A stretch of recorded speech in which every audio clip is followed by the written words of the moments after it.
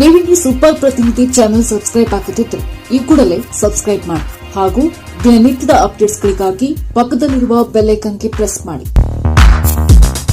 ನಗರದ ಮಿನಿ ವಿಧಾನಸೌಧದ ಎದುರು ಏರ್ಪಡಿಸಿದ್ದ ಎಸ್.ಎಂ. ಕೃಷ್ಣ ರವರ ಶ್ರದ್ಧಾಂಜಲಿ ಸಭೆಯಲ್ಲಿ ಉತ್ತರ ಮೃತರ ಆತ್ಮಕ್ಕೆ ಶಾಂತಿ ಕೋರಿ 2 ನಿಮಿಷಗಳ ಕಾಲ ಮೌನಾಚರಣೆ ಮಾಡಿದ ನಂತರ ಮಾತನಾಡಿದ ರಾಜ್ಯ ರಸ್ತೆ ಅಭಿವೃದ್ಧಿ ನಿಗಮದ ಮಾಜಿ ಉಪಾಧ್ಯಕ್ಷರು ಹಾಗೂ ಬಿಜೆಪಿ ಮುಖಂಡರಾದ ಜಿ.ವಿ.ಟಿ. ಬಸವರಾಜ್, ಶಿಸ್ತು ಬದ್ಧ ತಾಳ್ಮೆಯ ವ್ಯಕ್ತಿತ್ವ, ವಿಶಿಷ್ಟ ವಸ್ತ್ರ ವಿನ್ಯಾಸ, ಮಾತನಾಡುವಾಗ ಅಳೆದು ತೂಗಿ ಕ್ರಮಬದ್ಧವಾಗಿ ಮಾತನಾಡುತ್ತಿದ್ದ ಮಾದರಿ ರಾಜಕಾರಣಿ, ಸಕಾರಾತ್ಮಕ ಚಿಂತನೆಗಳಿಂದ ಕ್ರೀಡೆ ಮತ್ತು ಕಲಾರಾಧಕರಾಗಿದ್ದ ಎಸ್.ಎಂ. ಕೃಷ್ಣ ವೈಯಕ್ತಿಕವಾಗಿ ಯಾರನ್ನೂ ಟೀಕಿಸದ ಅಪರೂಪದ ಸ್ಟೈಲಿಶ್ ಮತ್ತು ಸಭ್ಯ ರಾಜಕಾರಣಿ.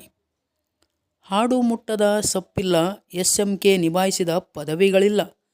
ಮುಖ್ಯಮಂತ್ರಿಗಳಾಗಿ, ಕೇಂದ್ರದ ವಿದೇಶಾಂಗ ಸಚಿವರಾಗಿ, ರಾಜ್ಯಪಾಲರಾಗಿ, ವಿಧಾನಸಭೆಯ ಸಭಾಧ್ಯಕ್ಷರಾಗಿ, ವಿಧಾನಸಭೆಯ ಸದಸ್ಯರಾಗಿ, ವಿಧಾನ ಪರಿಷತ್ತಿನ ಸದಸ್ಯರಾಗಿ, ಲೋಕಸಭಾ ಸದಸ್ಯರಾಗಿ, ರಾಜ್ಯಸಭಾ ಸದಸ್ಯರಾಗಿ, ಉಪಮುಖ್ಯಮಂತ್ರಿಯಾಗಿ, ಪಕ್ಷದ ಅಧ್ಯಕ್ಷರಾಗಿ, ರಾಜ್ಯದ ವಿವಿಧ ಖಾತೆಯ ಮಂತ್ರಿಗಳಾಗಿ ಅಪಾರ ಜನಮನ್ನಣೆ ಗಳಿಸಿದ್ದು, ಬೆಂಗಳೂರು ಸಿಲಿಕಾನ್ ಸಿಟಿಯಾಗಿ ವಿಶ್ವ ಮಾನ್ಯತೆ ಗಳಿಸಿದ್ದು ಅವರ ಪ್ರಗತಿಪರ ಮತ್ತು ವೈಜ್ಞಾನಿಕ ಹಾಗೂ ದೂರದೃಷ್ಟಿಯ ಚಿಂತನೆಯ ಫಲ. ದೇಶಕ್ಕೆ ಉತ್ತಮ ಭದ್ರತೆ ಮತ್ತು ಭವಿಷ್ಯ ಸಿಗಬೇಕಾದರೆ ಶ್ರೀ ನರೇಂದ್ರ ಮೋದಿಯವರ ನೇತೃತ್ವದ ಬಿಜೆಪಿಯಿಂದ ಮಾತ್ರ ಎಂಬುದನ್ನು ಅರಿತು ವಂಶವಾಹಿನಿ ಪೋಷಿಸುವ ಭ್ರಷ್ಟ ದೇಶದ್ರೋಹಿ ಪರ ಇರುವ ಕಾಂಗ್ರೆಸ್ ಪಕ್ಷವನ್ನು ಬಿಟ್ಟು ಬಿಜೆಪಿ ಸೇರಿದ್ದು, ಭವಿಷ್ಯದ ದೇಶದ ಜನರ ಬಗ್ಗೆ ಅವರಿಗೆ ಇರುವ ಅಪಾರ ಕಾಳಜಿಯನ್ನು ತೋರಿಸುತ್ತದೆ. ತುಂಬು ಜೀವನದ 93 ವಸಂತಗಳಲ್ಲಿ 60 ವರ್ಷಗಳ ಕಾಲ ರಾಜಕೀಯದಲ್ಲಿ ಅಜಾತಶತ್ರು, ಬೇರೆಯವರಿಗೆ ಅಸೂಯೆ ಬರುವಷ್ಟು ಜೀವನವನ್ನು ಆರಾಧಿಸಿ ಅನುಭವಿಸಿದ ಅದ್ಭುತ ಕಲರ್ಫುಲ್ ವ್ಯಕ್ತಿತ್ವ. ಆದರೆ ಕಾಲನ ಕರೆ ಬಂದೇ ಬಿಟ್ಟಿತ್ತು.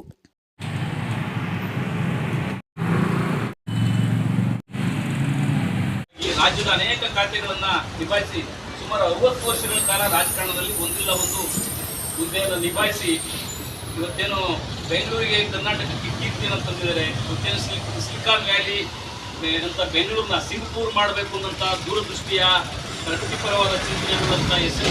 ಅವರು ದೇಶದಲ್ಲಿ ಓದಿಕೊಂಡಾಗಿಂತ ನಮ್ಮ ರಾಜ್ಯದಲ್ಲಿ ಅನೇಕ ಜನಪರ ಹೋರಾಟಗಳಲ್ಲಿ ಮುಂಚೂಣಿನಲ್ಲಿ ನಿಂತು ಸೋಮನಹಳ್ಳಿಯ ಮಲ್ಲಯ್ಯನ ಮಗನಾಗಿ ಸುಮಾರು 1932 ಇಸ್ವಿಯಲ್ಲಿ ಜನಿಸಿದಂಥ ಇವತ್ತು ಎಸ್.ಎಂ. ಕೃಷ್ಣ ಅವರು ತುಂಬು ಜೀವನ ಸುಮಾರು 92 ವರ್ಷದ ವಸಂತವನ್ನು ಮುಗಿಸಿ 93 ವರ್ಷ ಕಾಲಿಡಂಥ ಸಂದರ್ಭದಲ್ಲಿ ನಮ್ಮನ್ನೆಲ್ಲ ಆಗಲಿದ್ದಾರೆ.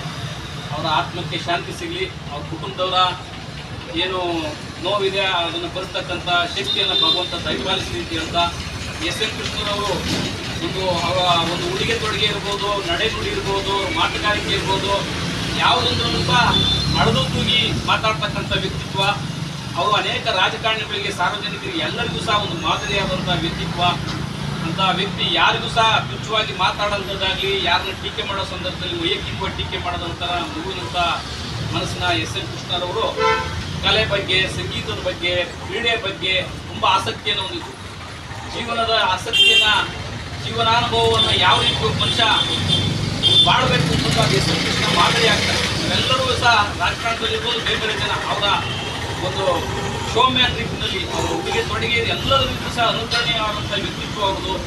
ಅವರು ರಾಜಕಾರಣದಲ್ಲಿ ಇರುವಂಥ ಇಷ್ಟು ದಿನ ಇವತ್ತು ಒಂದಾದ ಪದವಿಗಳು ಅವ್ರನ್ನ ಹುಡುಕೊಂಡು ಬಂದು ಕೇಂದ್ರದ ಒಂದು ಆಡಳಿತ ಇರ್ಬೋದು, ರಾಜ್ಯದ ಆಡಳಿತ ಇರ್ಬೋದು. ಅವರು ಕಾಂಗ್ರೆಸ್ ಪಕ್ಷದಲ್ಲಿ ಇದ್ದಾಗ ಅನೇಕ ಮಹಾರಾಷ್ಟ್ರದಲ್ಲಿ ರಾಜ್ಯಪಾಲರಾದರು, ಕೇಂದ್ರದಲ್ಲಿ ವಿದೇಶಾಂಗ ಸಚಿವರಾದರು, ಎಲ್ಲ ಪದವಿಗಳು ಸಹ ಅವ್ರ ಮನೆ ಬಾಗಿಲು ಹುಡುಕೊಂಡು ಬಂದರು. ಇಂಥ ವ್ಯಕ್ತಿತ್ವವನ್ನು ಹೊಂದಿದ್ದು ಅವರು ನಮ್ಮನ್ನೆಲ್ಲ ಆಗಲಿದ್ದಾರೆ. ಕರ್ನಾಟಕ ದೇಶಕ್ಕೂ ಸಹ ತುಂಬ ನಷ್ಟ.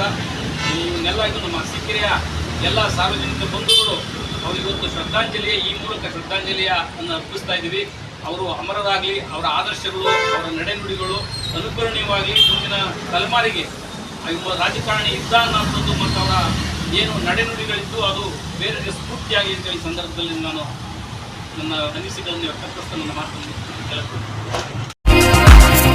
ನೀವಿಲ್ಲಿ ಸೂಪರ್ ಪ್ರತಿನಿಧಿ ಚಾನೆಲ್ ಸಬ್ಸ್ಕ್ರೈಬ್ ಆಗುತ್ತಿದ್ದರೆ ಈ ಕೂಡಲೇ ಸಬ್ಸ್ಕ್ರೈಬ್ ಮಾಡಿ ಹಾಗೂ ದಿನನಿತ್ಯದ ಅಪ್ಡೇಟ್ಸ್ಗಳಿಗಾಗಿ ಪಕ್ಕದಲ್ಲಿರುವ ಬೆಲ್ ಐಕಾನ್ಗೆ ಪ್ರೆಸ್ ಮಾಡಿ.